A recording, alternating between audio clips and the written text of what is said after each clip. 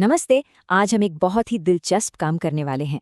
हम सिर्फ एक दिन की सुर्खियों को उठाएंगे और उनसे ये समझने की कोशिश करेंगे कि एक देश के सामने आज सबसे बड़ी चुनौतियां क्या हैं और उसका भविष्य किस दिशा में जा रहा है।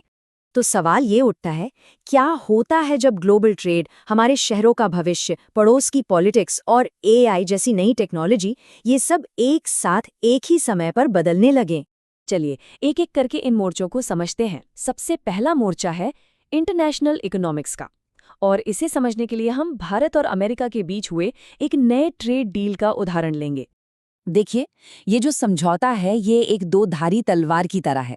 एक तरफ तो फायदे हैं, जैसे हमारे एक्सपोर्ट्स पर टैरिफ कम हो गए हैं और दोनों देशों के बीच स्ट्रेटेजिक पार्टनरशिप भी मजबूत हुई है। लेकिन दूसरी तरफ कुछ मुश्किलें भी हैं। तेल के इंपोर्ट को लेकर विवाद है, देश के किसानों की अपनी चिंताएं हैं और टेक्सटाइल इंडस्ट्री में कंपटीशन बढ़ने का भी अंदेशा है। इस डील का एक सीधा सीधा और बड़ा आर्थिक फायदा है, 18%। जी हाँ, भारत से जाने वाले जरूरी सामानों पर अमेरिका ने अपना टैरिफ 25% से घटाकर 18% कर दिया है। ये वाकई में एक बड़ी राहत की बात है। चलिए अब दुनिया के बाजार से निकलकर देश के अंदर आते हैं, हमारे दूसरे मोर्चे पर। यह है घरेलू विकास और खास तौर पर हमारे शहरों के भविष्य को फंड करने का एक बिल्कुल नया अनोखा तरीका। सरकार का जो नया अर्बन चैलेंज फंड है, उसे समझने के लिए एक शब्द बहुत जरूरी है, पैराडाइम शिफ्ट। मतलब सोच में, अप्रोच में एक बहुत बड़ा, एक बुनियादी बदलाव। ये सिर्फ ज्यादा पैसा देने की बात नहीं है, बल्कि ये शहरी विकास के बारे में सोचने का एक पूरी तरह से नया नजरिया है। और ये नया नजरिया दिखता कैसे है? देखिए, अब पारंपरिक सरकारी ग्रांट्स पर निर्भरता कम हो रही है।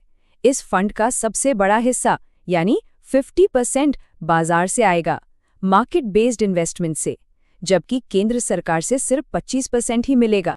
तो आखिर ये पैसा जाएगा कहाँ? अनुमान है कि अगले 5 सालों में शहरी इंफ्रास्ट्रक्चर में करीब 4 लाख करोड़ रुपए का निवेश होगा। ये आंकड़ा ही बताता है कि ये घरेलू पहल कितनी विशाल और महत्वाकांक्षी है।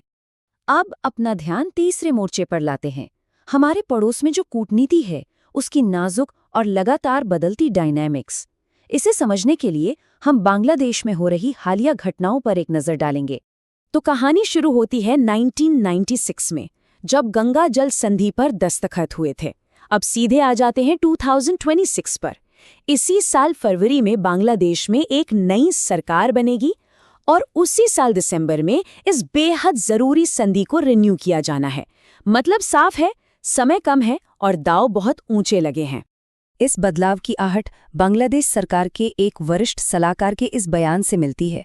उन्होंने कहा, भारत को अतीत से नाता तोड़ने के लिए तैयार रहना चाहिए।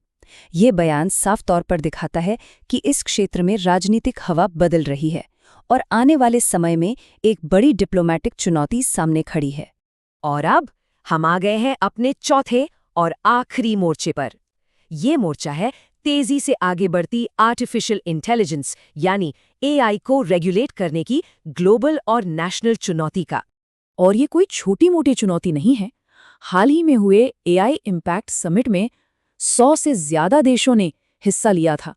ये आंकड़ा खुद बताता है कि एआई को सही तरीके से चलाना सिर्फ किसी एक देश की नहीं, बल्कि पूरी दुनिया की साझा जिम्मेदारी है। तो इस ग्लोबल चुनौती पर सरकार का क्या जवाब है? जवाब है नए आईटी नियम 2026। इसके 3 मेन पॉइंट्स हैं। पहला, एआई से बने हर तरह के कंटेंट पर साफ साफ लेबल लगाना जरूरी होगा। दूसरा, अगर कोई समस्या वाला कंटेंट है तो प्लेटफॉर्म्स को उसे 2 से 3 घंटे के अंदर हटाना होगा। और तीसरा, डिजिटल प्लेटफॉर्म्स की जवाबदेही को और भी सख्त कर दिया गया है। तो ठीक है, हमने 4 अलग अलग मोर्चों को देखा: ग्लोबल ट्रेड, शहरी विकास, पड़ोस से रिश्ते और एआई।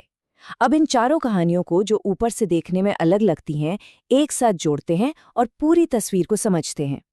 तो सबसे अहम बात क्या है?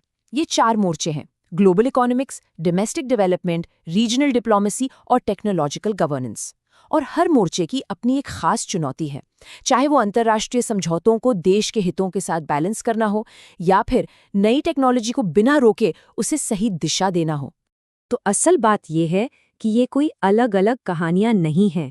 ये एक ही देश के विकास की एक बड़ी और जटिल कहानी के आपस में जुड़े हुए अलग-अलग मोर्चे हैं।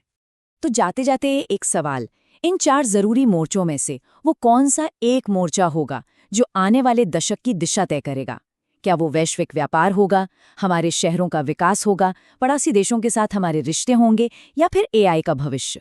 इस पर सोचना तो बनता है।